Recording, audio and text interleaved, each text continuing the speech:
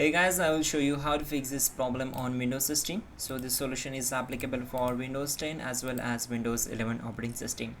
What you have to do, you need to just follow my screen and we will fix this issue together.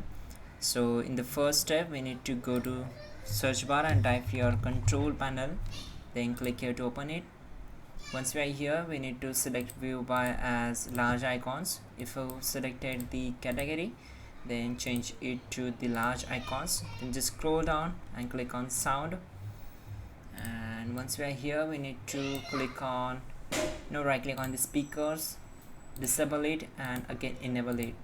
This might fix the issue, but if this it does not work, then select it, click on properties. Now go to levels tab, make sure we have to set this up to the 100% and check this option, enable this. Go to enhancements tab and check this option, disable all enhancements, then click on apply and then OK.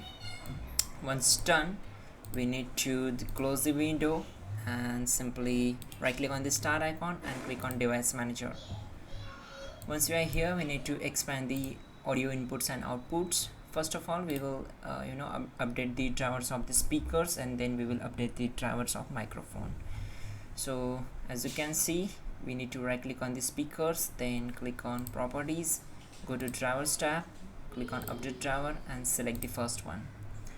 Then the base drivers will be installed automatically. Now close this window, do the same process for microphone,